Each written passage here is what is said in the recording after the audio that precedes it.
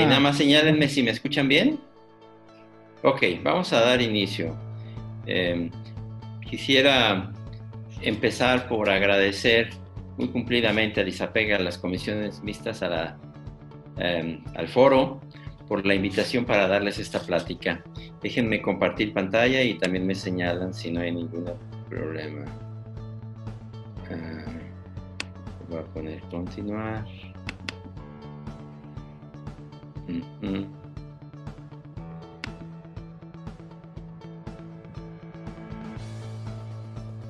Ya deben estar ahí viendo la pantalla completa. ¿Sí me señalan, por favor?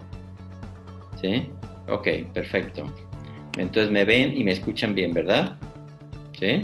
Ok, mi objetivo es platicarles de cómo veo la situación, las perspectivas de la COVID-19, partiendo desde, digamos, lo fundamental. Ahí supongo que deben estar viendo ya que pasó a la siguiente proyección, ¿verdad? ¿Sí? Ok, ya de aquí me voy. Ok, a ver, quisiera comparar esto con la pandemia de 2009-2010, donde yo fui comisionado cuando el doctor Ángel Córdoba era secretario de Salud, porque me han dicho que qué tal compara esto con aquello. Creo que esto les dará una imagen de qué tanto se compara con aquello. Miren, para entonces, el peor momento de la pandemia llegamos a tener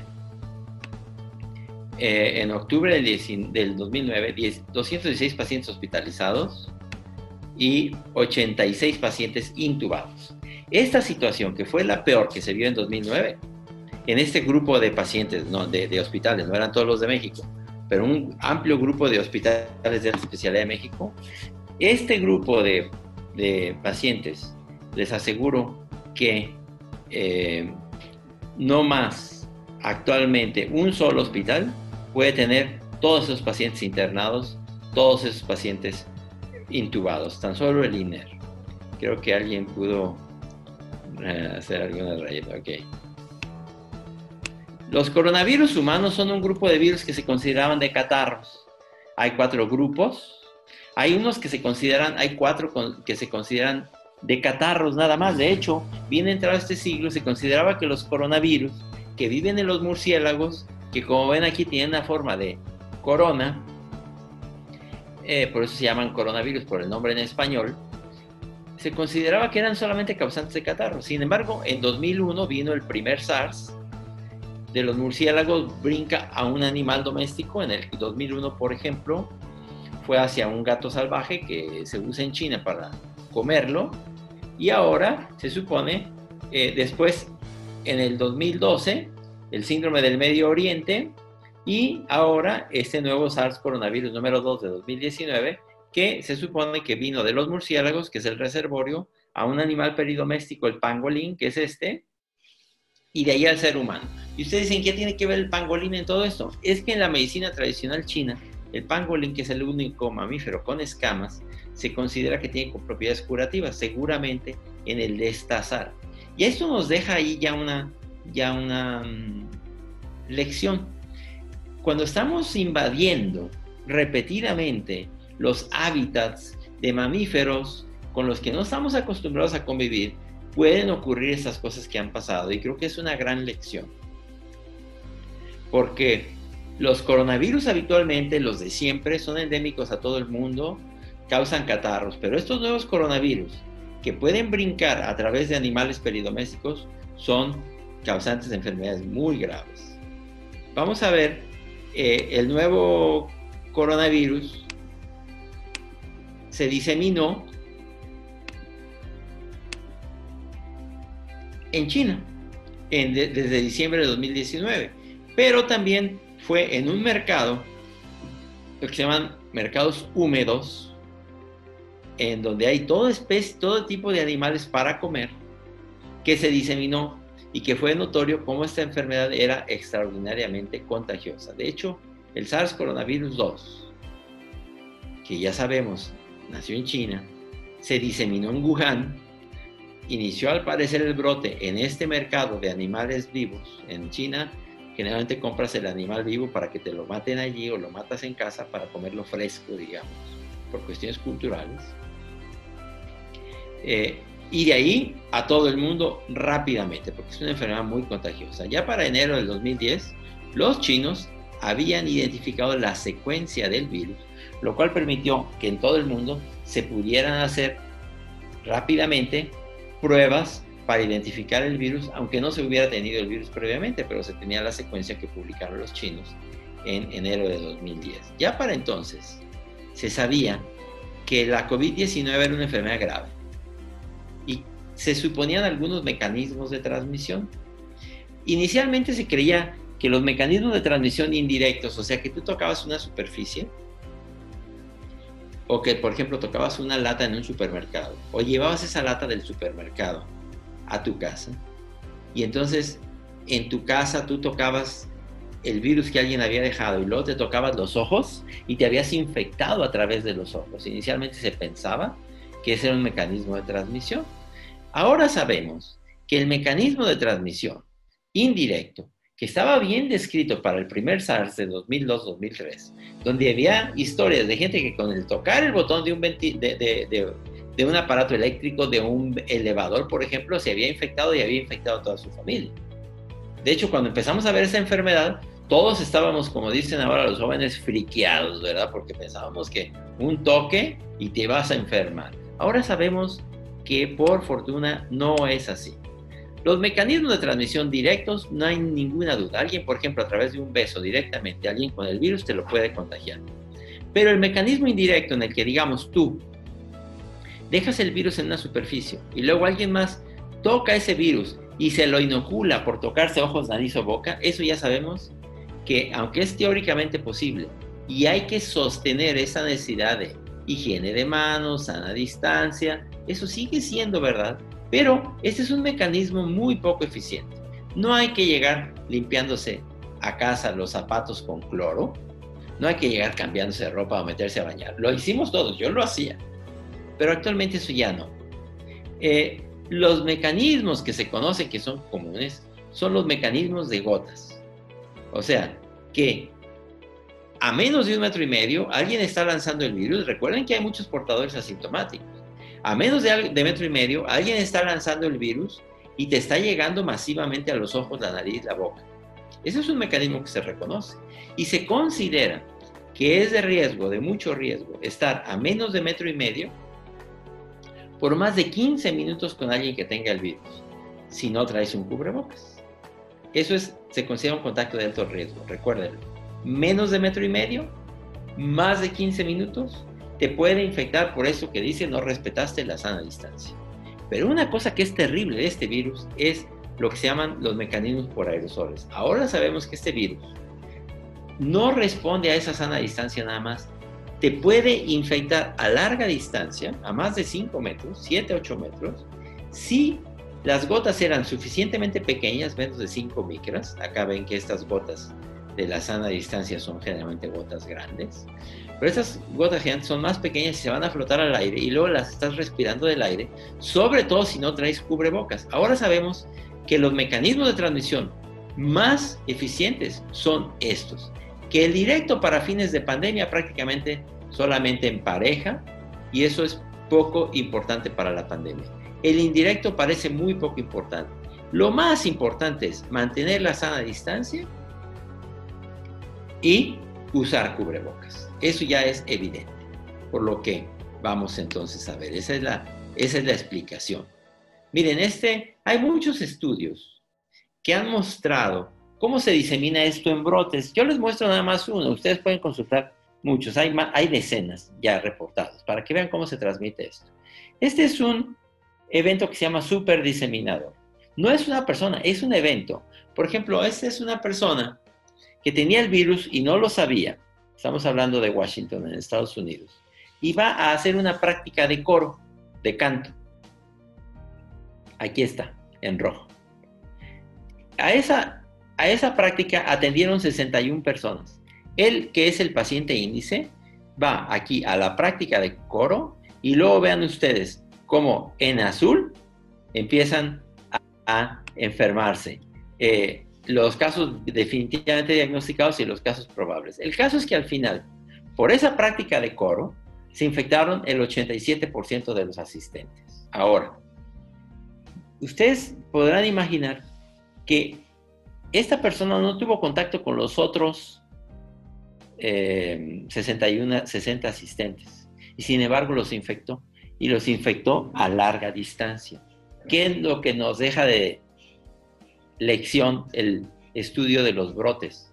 Que este virus te infecta a larga distancia y que lo mejor es portar un cubrebocas en toda situación pública. Así como este brote, hay otros muchos, no tengo el tiempo para mostrarles otros, pero son muy demostrativos los estudios de brotes para esto, porque alguien dice, no, a mí que me demuestren que el cubrebocas funciona con un estudio experimental. A uno les pones y a otros no les pones, les lanzamos el virus y a ver a los que se los pones, a ver si se protegieron. Eso no lo vamos a tener.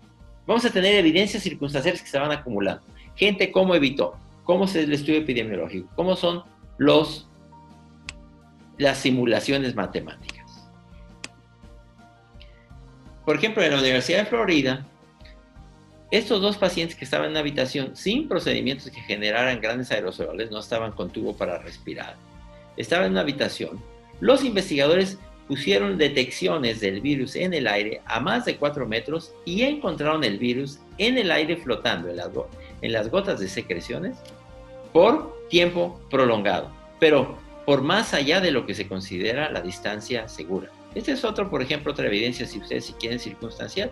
Pero no solo eso, ellos pueden identificar el virus, lo cultivan en el laboratorio y luego con ese virus pueden infectar células en el laboratorio. Me están pidiendo aquí cambio de control, lo voy a dejar. Bueno, entonces no hay ninguna duda que esto se transmite por el aire a larga distancia. También sabemos que más de la mitad de la gente no tiene síntomas, entonces el hecho de que alguien no tenga síntomas no nos debe hacer confiarnos. Seguramente estamos rodeados en todo momento con gente que tiene el virus y que no tiene síntomas. Por eso es que se ha vuelto cada vez más evidente la necesidad de el cubrebocas.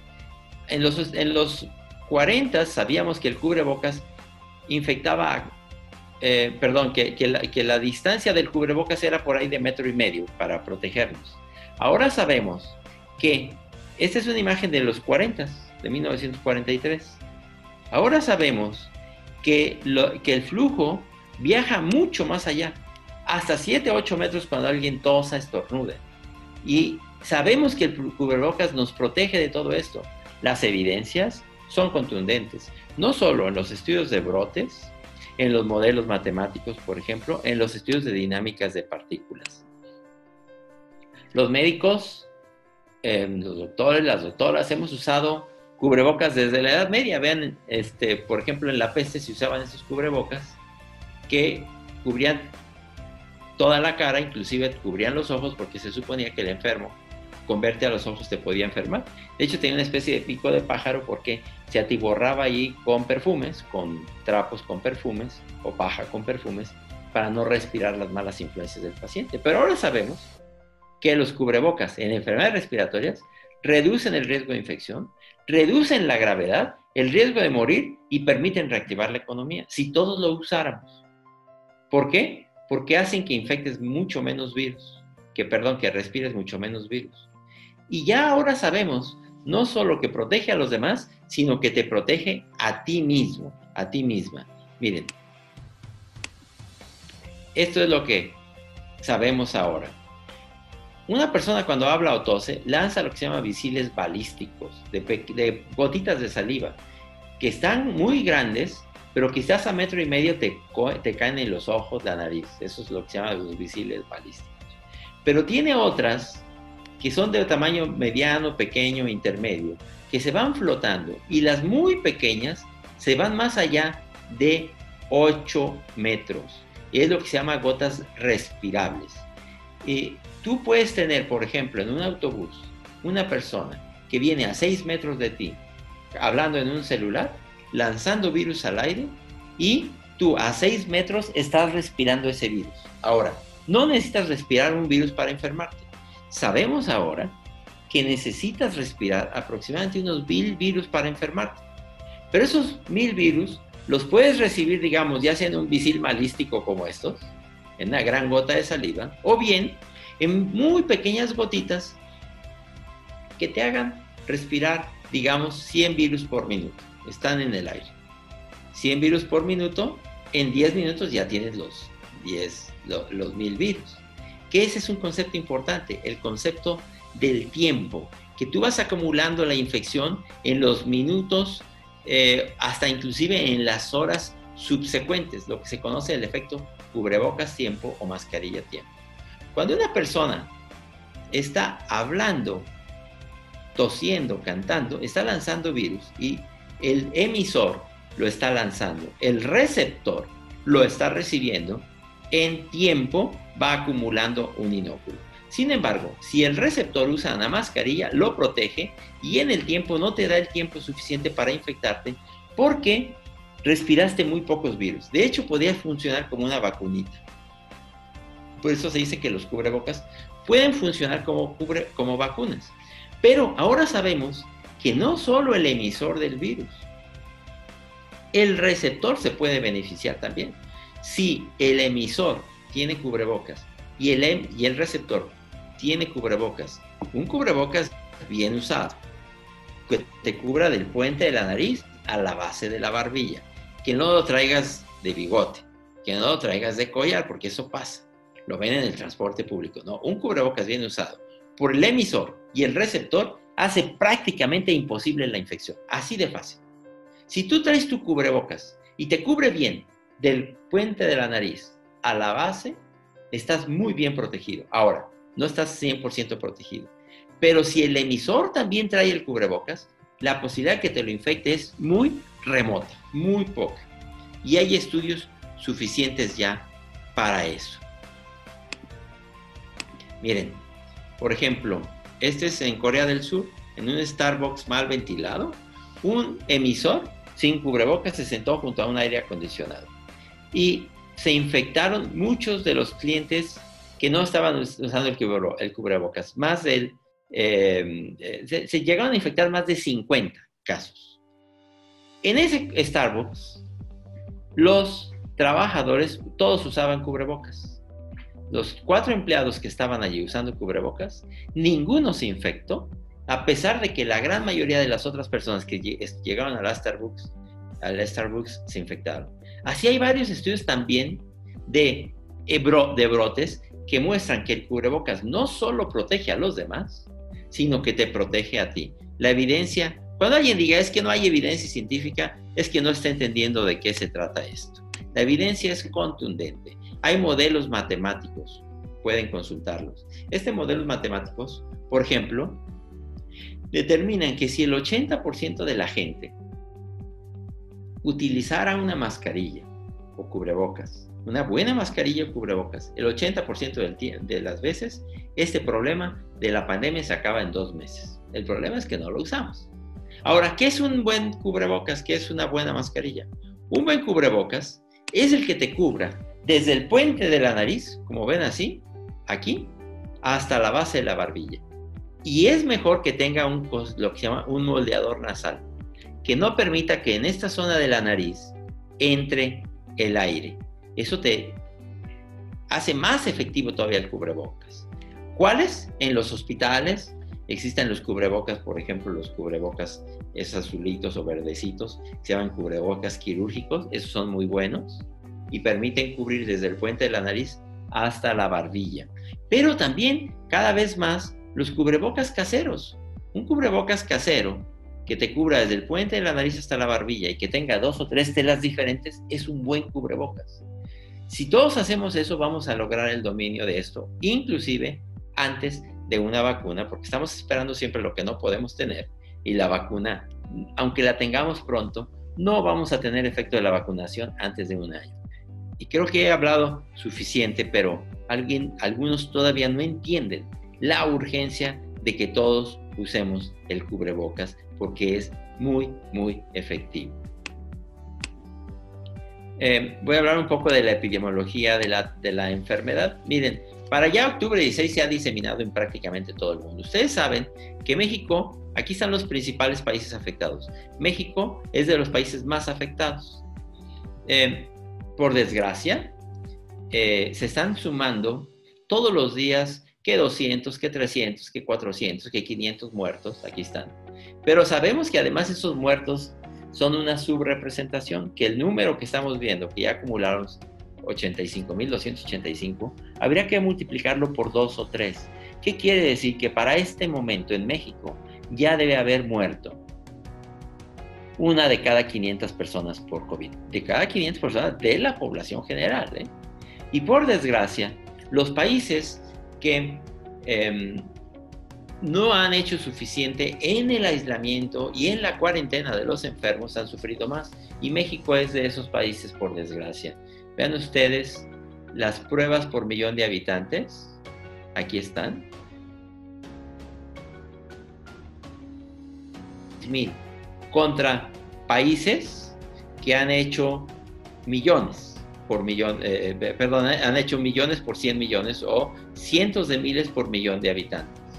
Aislar a la gente, no hemos podido poner en cuarentena a sus contactos y eso se necesitaría todavía aquí y ahora. De las cosas que nos podrían ayudar a controlar esta pandemia serían el uso del cubrebocas, las pruebas tempranas y el que aisláramos a los contactos. Todavía eso nos podría servir. Aquí y ahora, lo más viable es que todos usáramos un cubrebocas.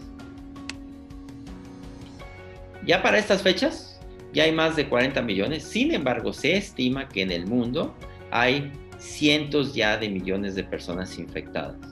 Sigue siendo verdad que la mayoría no se pone grave.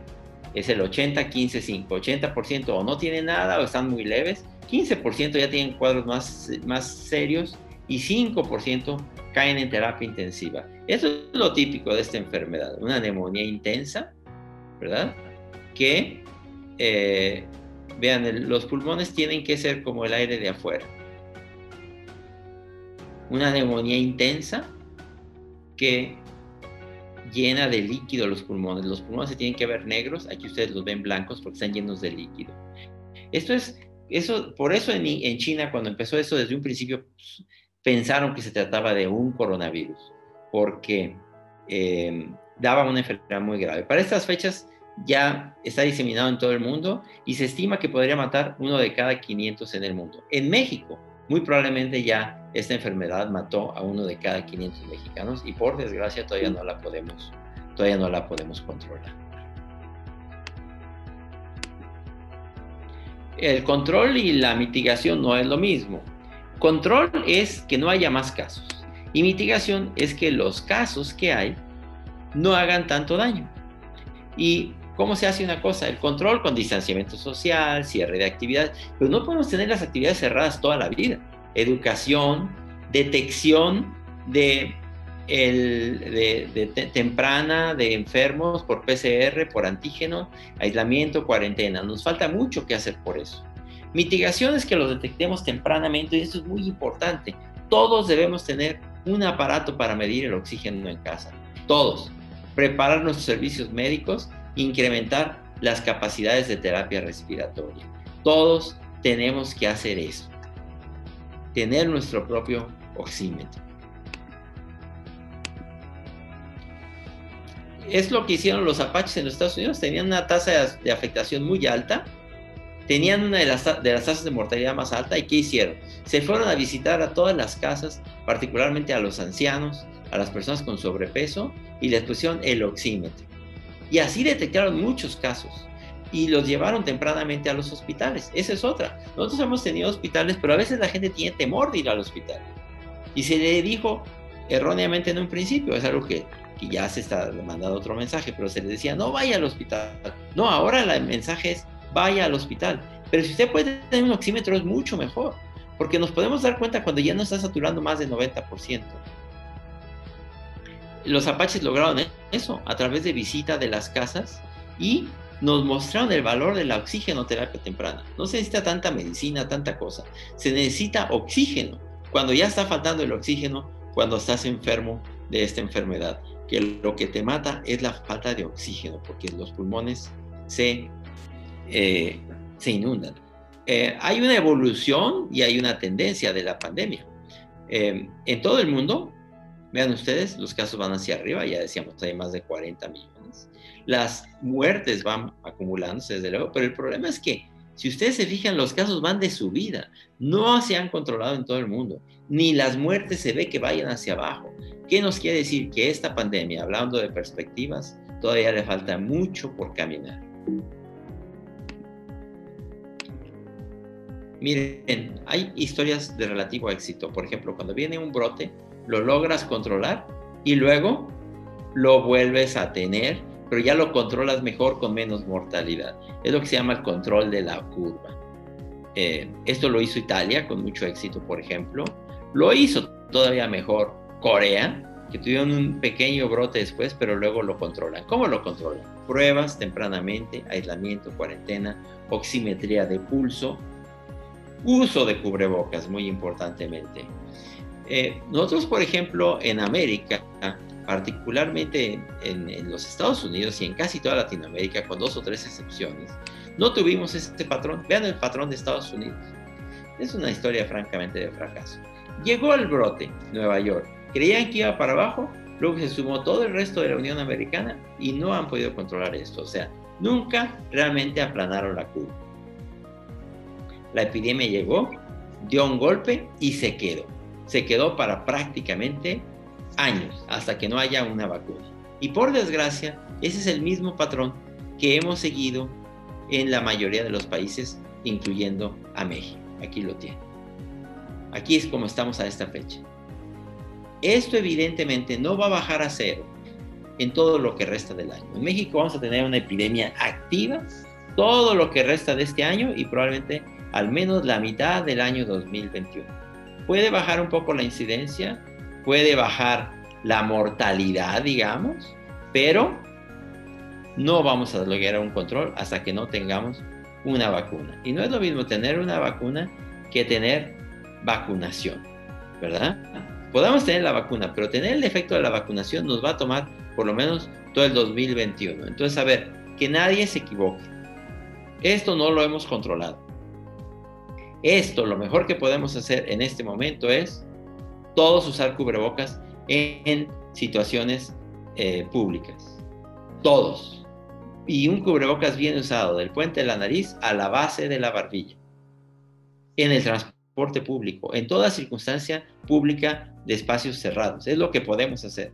Quien se sienta enfermo, acuda a que le hagan una prueba. Comuníquele a sus contactos para que se aíslen. No hay otra manera de resolver esto. Y todos tengamos un oxímetro en casa, porque esta enfermedad da lo que se llama la hipoxemia feliz, que no te sientes mal. Ahora, el semáforo. Ustedes han escuchado que hay un semáforo de colores. Ya no hay nadie en rojo, y hay en marrón, en amarillo y en verde. Es de 4 colores. Se supone que en verde ya se puede hacer todo. Eso es por la manera en que se hizo el semáforo. En Guanajuato estamos en amarillo. ¿Eso qué quiere decir? Pues ya se pueden hacer muchas cosas. No voy a meterme ahorita con eso, menos las actividades educativas. Y sin embargo, si ustedes ven, si realmente ya estamos como para decir que podemos abrir todas las actividades, la verdad es que difícilmente. Si fuéramos al porcentaje de pruebas que son positivas, todavía de cada 10 individuos que se hacen la prueba en México, de cada 10, 4 son positivos. Claro que llegó a estar peor, llegó a estar hasta el 60%. Sí, vamos mejor, pero no, este porcentaje de positividad, quizá en todos los estados, no va a bajar este asunto hasta probablemente mediados o finales del 2021, o hasta que definitivamente tengamos una vacuna. La clínica, ya decíamos, esta es una situación grave, los pulmones se inundan, falta el aire para respirar, se puede perder el olfato, se puede en casos graves coagular la sangre dentro de los vasos sanguíneos. Esta es una enfermedad que puede ser desde muy leve hasta muy grave.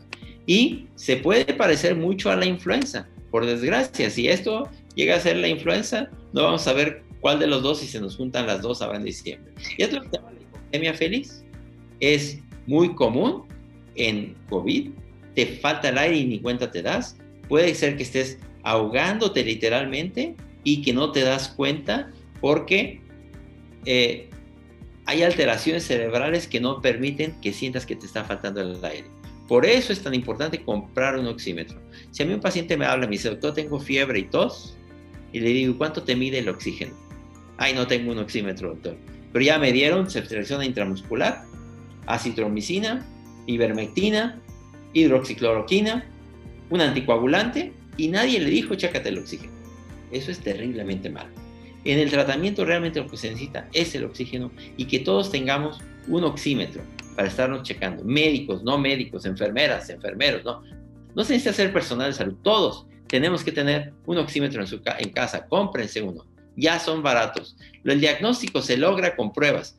El clínico, desde luego, si en este momento alguien llega conmigo y me dice que tiene fiebre y tos, pues tiene COVID. La prueba de PCR es muy buena, tiene una alta especificidad, pero es cara y tarda en reportarse. La prueba rápida de anticuerpos de sangre no funciona. Necesitas que hayan pasado 2 o 3 semanas después de que te enfermaste. Esa no te sirve. Va a haber pruebas de antígenos en breve, donde sí se va a aparecer a esta prueba. Se puede hacer en las secreciones y te pueden reportar el resultado en menos de 1 hora. Estas pruebas van a ser muy buenas. Pero aquí ahora lo que tenemos es este. Un problema es, por ejemplo, la prueba de anticuerpos se hace positiva después de varias semanas, como ven aquí. La persona es infectante aquí. Se acaba de ser infectante y sigue saliendo la prueba de PCR positiva muy frecuentemente. Por eso va a ser tan importante en el futuro tener las pruebas de antígenos.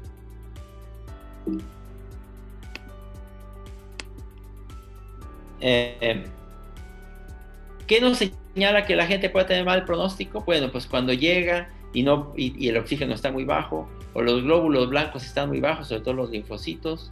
Varias pruebas de laboratorio nos dicen, esto no va a ir bien. Pero sobre todo, desde un principio, estas son pruebas que hacemos cuando llega el paciente y vemos que le puede ir mal. Pero lo más importante es cómo está oxigenando. ¿Oxigena bien sin oxígeno? ¿O necesita unas puntitas para oxigenar? ¿Unas puntitas de oxígeno? ¿O necesita un autoflujo? ¿O definitivamente este paciente ya necesita intubarse en una máquina? Esa es la manera en la que evolucionan las cosas en la clínica. El manejo, ese es un esquema. Puede ser muy escéptico y no hacer nada, o bien puede ser muy agresivo en el manejo y hacer de todo. Hay que ser sensibles, lo que se llama. No hay que ser ni muy, ni tan.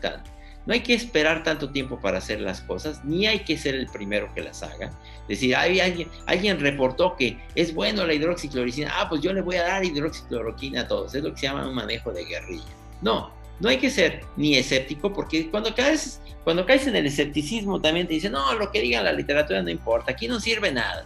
No, hay que estar en medio, en lo que se llama la medicina sensible. Ni muy, ni tan.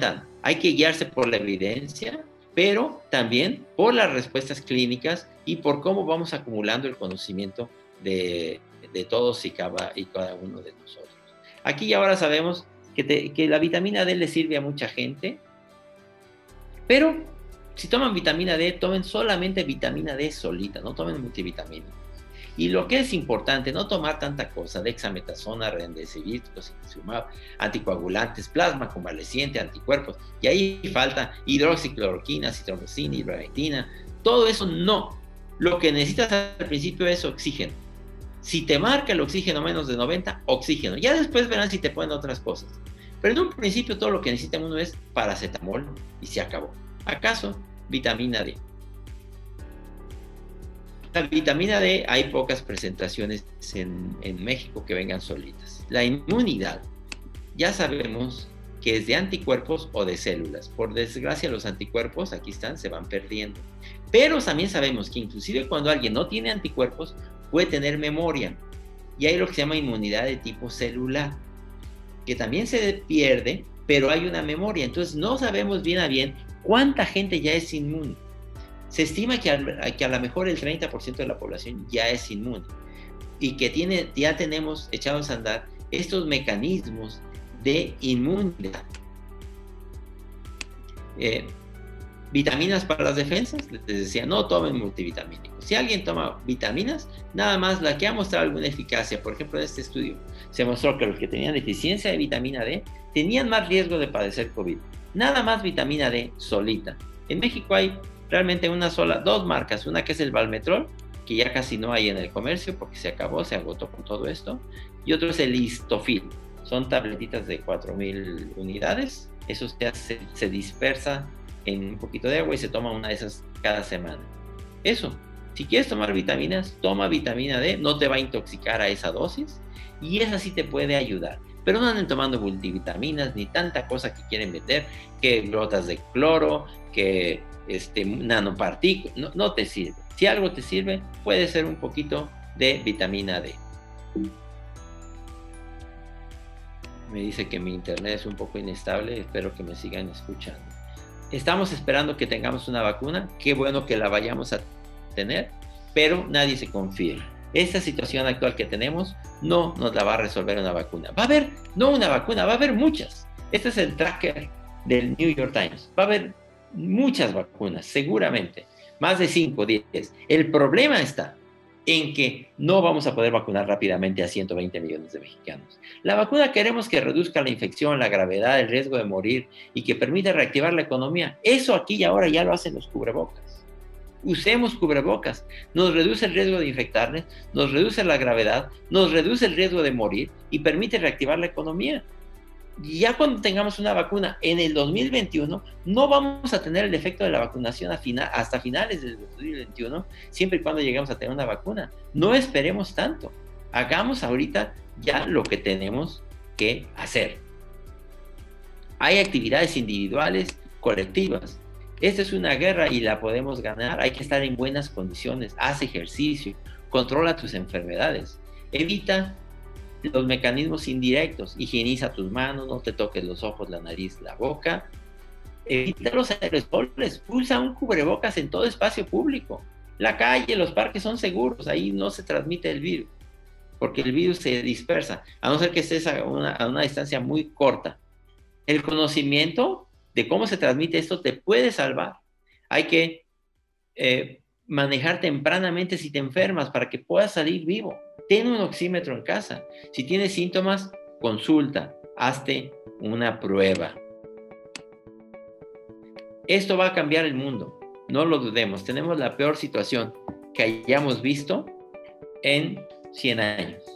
Probablemente el presidente Trump, que tenía la elección ya ganada, la va a perder por el mal manejo que ha hecho de la pandemia. Vean el Papa dando la bendición a una plaza vacía. Probablemente va a haber un reacomodo de las potencias mundiales, los que pudieron con este paquete y los que no.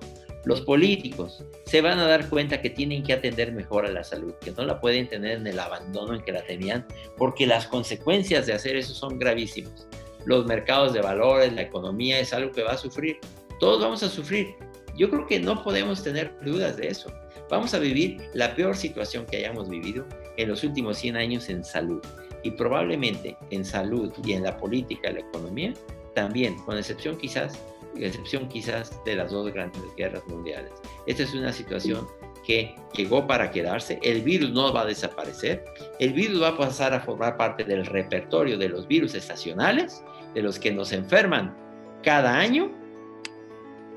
Y tenemos que tratar de manejar esto de una mejor manera, de una manera políticamente correcta, pero no politizada.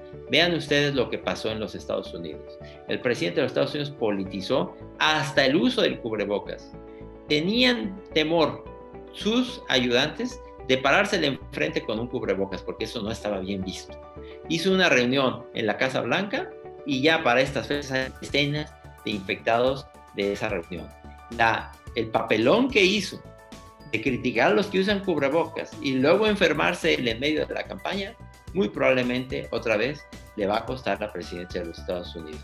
Pero la lección es que hagamos esto objetivamente, con evidencias, y que tratemos de evitar la politización, que hagamos las cosas con evidencias. Y conclusión, en evidencias, manejo temprano, usar cubrebocas en toda situación pública, hacerse una prueba quien se siente enfermo para rastrear a sus contactos y mandarlos a aislamiento, tener un oxímetro en tu casa. Todo eso es la evidencia. Vamos a seguirla, preferentemente también por nuestras autoridades, y nosotros, de manera individual, tengamos también un manejo de acuerdo con las evidencias. Muchas gracias por su atención. Creo que la dificultad que tuvimos nos hizo perder algún tiempo. Voy a alcanzar a leer algo del chat, nada más. Todo lo que estaban diciendo es que ya escuchaban bien, que se pudo restablecer la computadora, que se pudo restablecer la plática.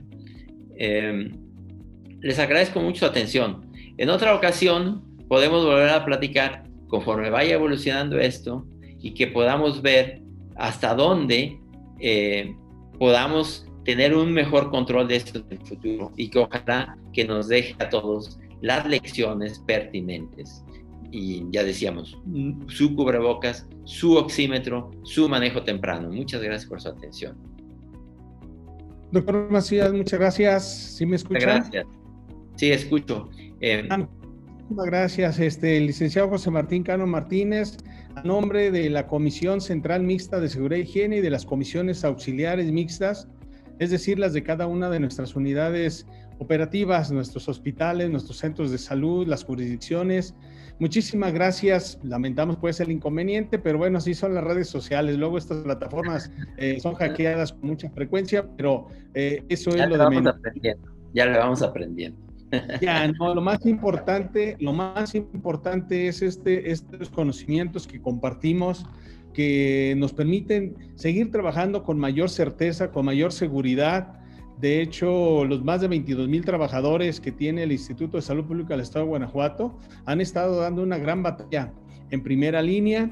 Hemos sido muy cuidadosos de aquellos que por ser grupo vulnerable han tenido que estar en casa, ya han regresado a laborar, y nos interesaba mucho. Este foro tiene varias finalidades. Queremos conformar un plan de trabajo para el próximo año. Estamos recogiendo inquietudes para poder resolverlas al corto plazo de lo cotidiano en una de nuestras unidades, pero también estamos construyendo una cultura laboral propia del ISAPEC, donde el autocuidado de la salud es parte de lo más importante, y la seguridad y la salud en el empleo, por supuesto, estar dándole cabal cumplimiento. Y es este equipo de más de 370 integrantes de nuestras comisiones que participan ahí y que han escuchado con mucha atención esta excelente ponencia. Muchísimas gracias, doctor. La comisión se encuentra en pleno y queremos hacerle entrega de un reconocimiento que me permitiré darle lectura si quien está operando la plataforma me lo permite.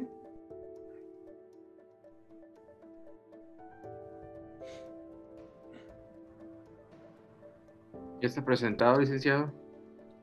Ok, bueno, yo desgraciadamente no lo veo. ¿Me puedes ayudar a leerla, Edgar? Sí, claro. El Instituto de Salud Pública del Estado de Guanajuato y el Sindicato Nacional Trabajador de la Secretaría de Salud, sección 37, tienen el honor de entregar la presente reconocimiento al doctor Ernesto Macías Hernández por impartir con gran éxito su magistral ponencia en el primer foro estatal de comisiones mixtas de seguridad e higiene del ISAPEC, con el tema COVID, situación y perspectivas. Lo firma el doctor Daniel Alberto Díaz Martínez, secretario de Salud del Estado de Guanajuato, y licenciado José Martín Cano Martínez, secretario general del Sindicato Nacional de Trabajadores de la sección 37 de Guanajuato. Pues gracias, doctor Alejandro Macías. Excelente su conferencia, nos da mucha certeza, mucha tranquilidad, sobre todo visualizar el futuro.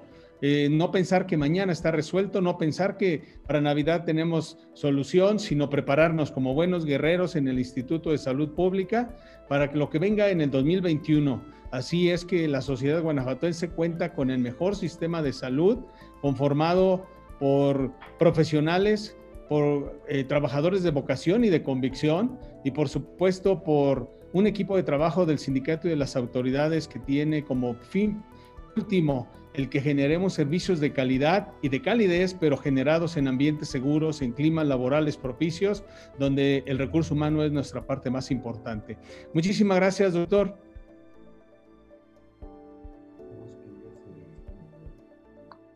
Bien, pues Muchísimas gracias a todas, a todos los que nos han acompañado durante este foro y en especial a quienes se han sumado a esta magistral conferencia que nos permite tener un panorama más amplio y sobre todo la garantía de que cuidándonos, la garantía de que con todos los equipos y materiales de protección que se están proporcionando a los trabajadores, podemos seguir dando esa batalla que pareciera ser muy larga, pero la vamos a ganar.